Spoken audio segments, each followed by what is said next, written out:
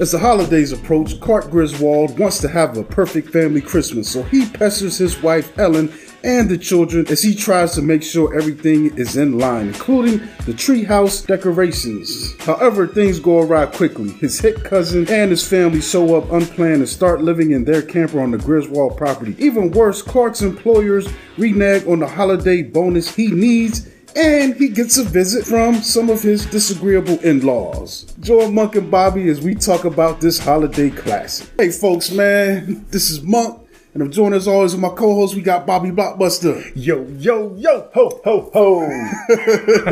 And today, folks, man, we got a special film, man. We're going to be talking about Christmas Vacation, man. National Lampoon starring Chevy Chase. And this is coming out in 1989, man. Mm-hmm. This is a holiday tradition and classic, man. And let's get into it, Bob. What's something that comes to mind when you think about this film? First, the story. I like how, even though it's a Christmas-based film, mm-hmm. it more focuses on the anticipation and the stress that leads up to the holiday, going into it with the gift buying elements and the stresses at work, and then ultimately the family interaction. How Clark, he wants to hold this ultimate family gathering at his house, and just all of the craziness that comes with that. You know what I mean? Mm-hmm. I feel like one thing that I really enjoy about this particular film in this franchise is it separates itself from the other vacation films, whereas the other two vacation films that preceded this, it was what happens to the Griswold families on their adventure as they're going to Wally World, as they're going to Europe. And this is, they're staying in the home and all of the craziness that's happening in the home. Yeah, because those other two, they're mostly like a road trip movies. Yes. You know what I'm saying? So you're seeing them more like a road kind of film. But this is crazy because also, not only is he trying to have the perfect Christmas, he's got all these things in motion. He's trying to decorate the house. He's trying to make sure the presents and all that is right. But then he's got visitors. He's got in-laws coming in. He's got cousins from out of town. And it's just a lot of chaos. And on top of that, messing up his Christmas a little bit is the fact that his job is acting funny with the Christmas bonus. And dude, that's a bummer. When that happens in real life, I was like, that's some relatable shit. You know what I'm saying? Because, nothing's worse than expecting something a little extra, especially if you want to use it to, spread the love to your loved ones, and then you get your wings clipped. You know what I mean? Yeah, it's wild, man. One of the early moments, though, that is funny to me is I like how he treks into the wilderness to get his tree. Oh, yes. You know what I'm saying? Yes. Like nowadays, you usually go to a lot, or out here we got Butler's Orchard where you could go and cut your tree down there. But it's designated. But for him going out to the woods, I don't even know if that's legal. I don't think you can do that. I don't know if you're allowed to do that. But who's going to check him? But the funny thing is, it's just a funny moment, man. And they're just slogging it. And my man's out in the straight wilderness, to find that perfect tree for himself. And the thing is that, in classic Griswold fashion, he's ill-prepared for this endeavor. My man don't even have a saw. They end up having to pull the tree out by the roots. Dog. And that's the thing. And of course, it's way too big for the house as a whole. And, one thing that I do love about this film also is the way it starts. It starts with that animated feature and that little Christmas song. The only other film that I remember doing this in the 80s or in 89 as well was Honey, I Shrunk the Kids. Yeah. Started off the same way. That was really dope. That I love that too because that animation was actually really good, dude. It's short. It was like a story in itself. You know what I mean? Yeah. But then, like you said, with that whole, them looking for the Christmas tree and everything, then it just leads us right into the chaos. Because then the next thing after they go through the shenanigans with the tree, you just hear the doorbell ringing and all this arguing on the front porch, and lo and behold, it's the in-laws. And I mean, they're already at each other's throats. They ain't even make it through the threshold yet. And it's like, oh, we're in for it. Yeah. That's crazy too, because I do like the characters of the family members, because we get Chevy Chase, he's our main Clark Griswold, his wife Beverly, the kids. But then you get the in-laws, man, especially cousin Eddie, man. I think the mother-in-law is off the chain a little bit too. Played by Doris Roberts, man. She's an OG. I don't know if she's no longer with us.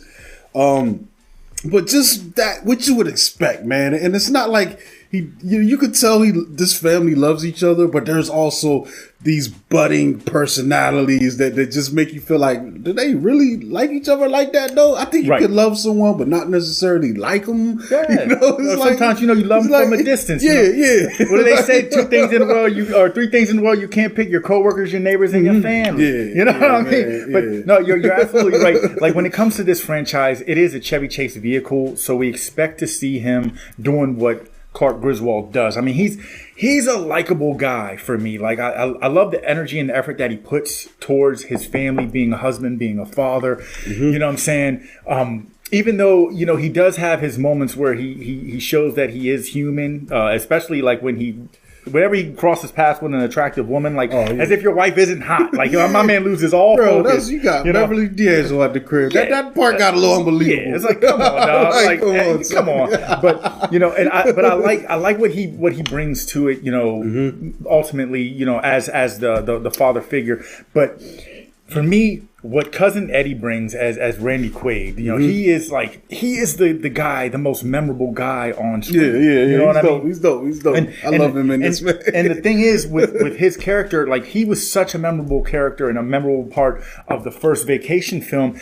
They actually didn't write him in European Vacation. Obviously, didn't make a lot of sense. But also, John Hughes didn't have nothing to do with that film. Okay. But due to fan reaction and also European Vacation not doing as well as I like that movie, man. I thought it was good, but not doing as well as the Vacation to Wally World. They ended up writing him back in. But they said if anyone other than Randy Quaid is going to play Cousin Eddie, then it's not going to happen. Yeah. It has to be Randy Quaid. So and that's a testament to what he as an actor brings to it. I mean, it looks like he's not even acting. I mean, I don't know the guy in real life, but I'm like, dog, are you like, do you wake up this way? Yeah, he's a natural in this, man. It's crazy, bro. Going back though to the humor, the thing with the women, I think that kind of was something that was lifted off the tone of the magazine, because that magazine at the time was kind of an adult, aimed at males, so it's kind of like Maxim, back in the day, but before, and it had that kind of crude, guy-leaning humor. So I think some of those moments were an attempt to kind of keep it in the National Lampoon's realm of comedy, but and you know what? But nowadays, watching a lot of that kind of aged pretty bad. It would come off as a chauvinist or chauvinistic in a sense. But I'm glad you touched on the magazine as well, because this film, I like the attention to detail that it shows throughout the film, and paying homage to not only the magazine but the other films.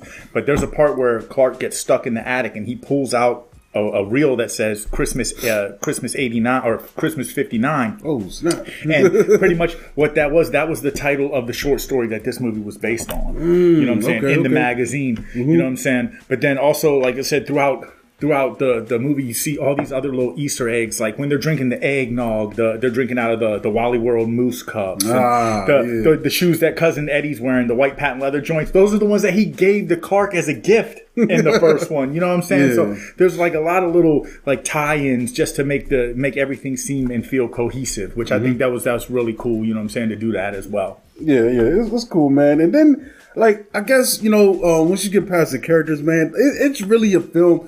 I think in hindsight, it probably runs a little too long, but from then on, we get just more of what the problems are, man. And there's coming from mad different angles, man. He's having problems with the family members. First of all, man, I just love it, man. It's great. And then the wife's kind of caught in the middle in some of these situations, so she's having to bear the brunt of a lot of it while he's off still trying to get Christmas to go off right, man. Like him struggling with those lights and like it's crazy, man. It just leads to some interesting holiday struggle moments, man. That's one of my favorite parts, bro. Because, like I say, Clark is like he's an overachiever, 150%er, and most of the time he fails. That's why you like to see him win. But dude, that whole situation with the lights, you know what I'm saying? Like that part where, after they don't work the first time, but then when my man, he's like, well, at least we'll go ahead and hook up the little Santa Claus in the front. We'll get him rocking and rolling. And that doesn't work either. Mm-hmm. When he punches the Santa Claus, he actually broke his pinky. What? Yes. And that's why if you watch it, like they said, this was a one take. He punches the Santa Claus and then he holds his hand out a little bit. And then he starts chopping at stuff and kicking everything because my man broke his damn pinky. It hurt in real life. You know what I'm saying? So, which also kind of just, it adds to, this kind of like realistic flow and this far-fetched comedy. But yeah, you're absolutely right, man. Like, I love this setting because it's simple. You know what I'm saying? Like I said, 90% of this film takes place in the house, which makes the things that take place out of the house that much more memorable. Like for me, the sledding.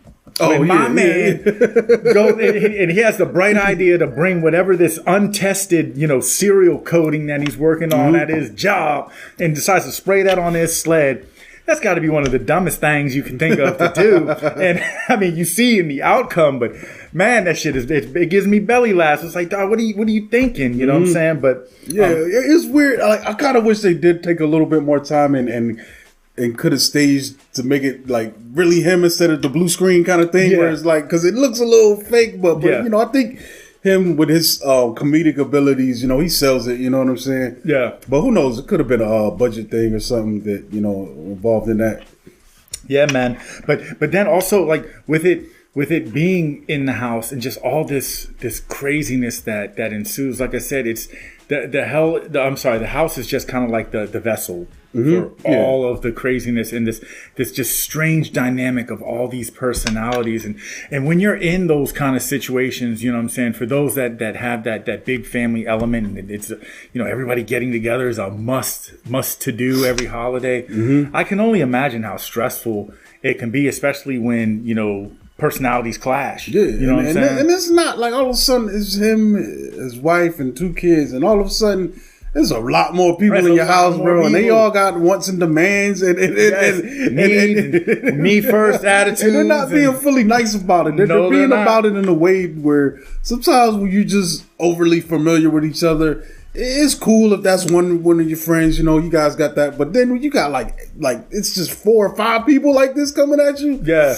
Woo. Yeah, overwhelming is an understatement. And they got kids too, so I forgot it's like 8 more people in the house almost or something like that. And then also this is a house that doesn't have pets. And then all of a sudden out of left field, you got Cousin Eddie's dog who's like he's just not trained well. You know what I mean? Blowing snot everywhere and drinking water on the Christmas tree. But then the other pet is a cat that the great grandmother ends up wrapping up as a present, ends up getting electrocuted by the tree. Oh, the cool thing about the great grandmother, she was actually the original voice of Betty Boop, man. For real? Yeah, and before this, they said her only other role that she did, this was her last role before she passed on, but she was also the voice of Betty Boop in the Roger Rabbit film. That's crazy, dude. Yeah, man. Yeah. And then when she starts talking and she breaks out when she's supposed to say grace and she does the Pledge of Allegiance, you can kind of hear it. You can hear the Betty Boop in her. This cast does have some sleepers in it, though. We also get Johnny Galecki from Big Bang Theory, and Roseanne. To do that. Yeah, and Roseanne. I forgot. I keep forgetting he was on Roseanne. Also, Juliette Lewis is Audrey Griswold, the other daughter, and she goes on. She's Juliette Lewis, man. Yeah, exactly. And we get Julia Louis-Dreyfus. Crazy, man. Ellen from Seinfeld. Yeah, that all these people, got a early look in this film. Funny thing about Johnny, what's his name, Galecki? Dude, there was 2 Christmas-based movies that came out in 1989, and he starred in both of them. For real? What's the other one? I think it was the reindeer movie. What was it called? Hold up, was that Yo, because I think I know what you're talking about. Because there was the one reindeer movie. It was like who's a Prancer? Prancer. Yo, I love Prancer, man. When I was a kid, dude, my man was in both of them. Man, I watched Prancer every time it was on. Man. That and what's the joint with Dudley Moore. Remember they had the candy canes that would make you fly, and basically he it's been a long time since I seen that. Basically, he rolled out of the North Pole, but he had the recipe because basically they were feeding the reindeer some stuff, and that's how they flew. So he got kicked out of the North Pole, or he left. And then he went to this toy company or some food company, and he gave them the recipe. So they was putting the flying stuff in the candy canes, yo, and people was eating them, floating around like, yeah. It's crazy, man. Spreading that Christmas that cheer. one had John Lithgow in it, man. Christmas movies was wild, bro. Yeah, Christmas. Yeah, wow. Man. But it's wild too, because for this one, I want to say it was one of the highest grossing films in the Vacation franchise. For it to be, the Christmas, yeah. I mean, it had a $25 million budget, but ended up pulling back $73.3 million. Wow, how much was the budget? $25 million. That's actually high as hell for '89, bro. For a film like this, that's probably because of the star power, though. I mean, '89 is like it seems long ago to us, but by '89, man. Chevy Chase, he's a big star, and some of these other people too, they got names, so I can see his salary, he probably got paid like 5 or 6 for this thing, you know what I'm saying? So who knows, man. And they also said that it's oddly enough that the original director of this film ended up bailing on the film because he said Chevy Chase was too hard to work with off screen and he didn't want no parts of it. Man. And you know what his first movie that he ended up directing was? Home Alone. What? That came out the year later. Home Alone crushed this. That's what I'm saying. And it crunched the numbers, man. But the wild thing about it, though, is that's not the first time I heard that about Chevy Chase. Yeah. So no, they say even recently things have been coming out with some of his recent work. But yeah, man, this thing is still like, it's a big film, man. Definitely has a great impact. It shows up every year. It's in that cycle that comes on like channels like TNT, TBS, and just like Christmas Story and things like that, where it's just getting shown on a loop pretty much, around the holiday season, man. So well, yeah, I mean, for me, this is one of those ones, like you said, like I watch it. I know, it's the time of season. This is one of my favorite Christmas films. I mean, ever since I was little, you know what I'm saying? There's a spot check. I would throw this, Home Alone, Christmas Story, Ernest, and then I really like Jingle All the Way too. That Arnold one. I think that one. I've never seen that, dude. It's really good, man. Turbo Time, man. Turbo Time. I'm with that. But this one is just it's just one of those ones that you watch it, you get your laughs, you get your feel good moments, not just because of what you're seeing on screen, but because of what's going on in the world at the time when you're watching it. I've never watched this in the summer. Yeah, you know what I'm saying? That is true though. Like, that is something about it. Only thing I can usually put on anytime usually is probably Gremlins, because it's got other stuff going on. Yeah. But, you know what I'm saying? Yeah, like your questionable Christmas movies. Yeah, Gremlins, Die Hard, maybe Batman Returns. I could watch those all year round just because it's snow on the ground. Don't matter. Yeah, you know what I mean? Yeah, because they. I still think those are could be considered Christmas movies, but they're not mainly focused around Christmas. Right. Where these ones, like I said, they're so theme based, but that's why I like about this one too, as I mentioned before, like it never shows Christmas really happen. You never see them around the tree opening those gifts. It's just everything that leads up to that, and then they just kind of leave that up to to the viewer to just decide how that went. Because I mean, for all intents and purposes, the way it ended seemed like everything was was crazy, and then it just finally started going good. Like once the sewer exploded because Eddie's shitter was full and he decided to dump the sewage into the damn local sewer. It's weird though. Like I feel like watching it now though is a little different. Like I feel like first time is going to be the best time, but then for me the humor it just doesn't hit. Like I know where I should be laughing, but this feels more like a broader range of jokes. Like they want grandma to be laughing too. Versus really going in and giving you that meta, that crazy humor that's going to, hold up over time. Because I think other films are just generally more funny. Like even when I look at Tim Allen's like the Santa Claus, that is just ridiculous. That joy has me chuckling like the whole time, and just other things like that, man. Even Elf is just weird in its own way. What I'm saying? But you know what though, and you're absolutely right. Those films, I think that it's films like this that kind of laid the groundwork to show better ways to do it, to be more open-ended with your jokes and make them hit a little harder and don't pull so many punches. Like this one is definitely, as wild as it probably felt when it first came out in '89. Watching it now, it does seem like it's a film that's kind of in a box. Yeah. You know what I mean? I still think, man, for some reason, the GOAT is A Christmas Story, dude. It is. Like it's just, it is. And I'm looking at, and always and never be. That came out in '83, man, and it still is the one to beat, man. Like for some, it's just, it just works. It has all those elements, and you know what I think works about that film?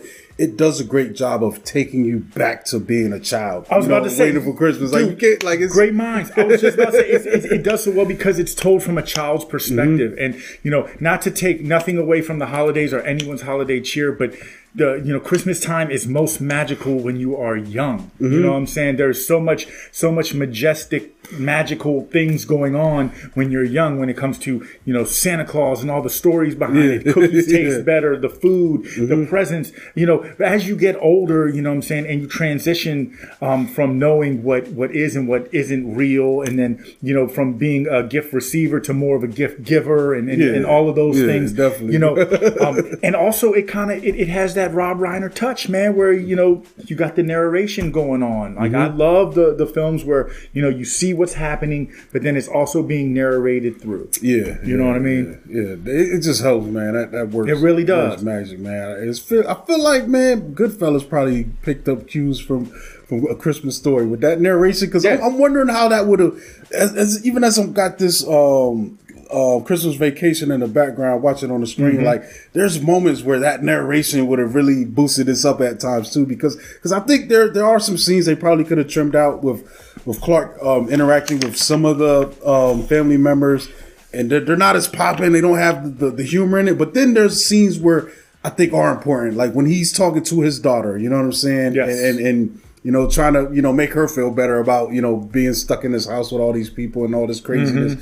So, or also like even like the scene at the mall. I mean, all that felt so forced. Like that was pretty much that was just to bring us back to the original Vacation when he was riding by the girl in the red Corvette, and they actually said they were trying to get her to come back and reprise her role in this as the store clerk, and she respectfully declined. She was like, "How does that make sense?" What I mean? That was nutty. Which, it's like, come on. It's a weird running gag to do all that, and then even though when he's looking out the window with her at the pool, and you're like, yeah, you could have trimmed this. This took up like it basically. It looks like they're trying to copy the Fast Times at Ridgemont High pool scene in a way, and I'm like, man, I get it, but the reward from that wasn't that great for me, man. Unless you're like a horny 10-year-old, I guess. But in Ridgemont High, it made sense. Like with this, we already knew how ambitious he was about getting. All right, 12, y'all. But I think 10-year-olds were looking at. Yes, like, I mean, I was. But the thing is like we already knew how bad he wanted the pool. You know what I'm saying? We already knew how bad he wanted the pool, and that he was worried about getting the Christmas bonus.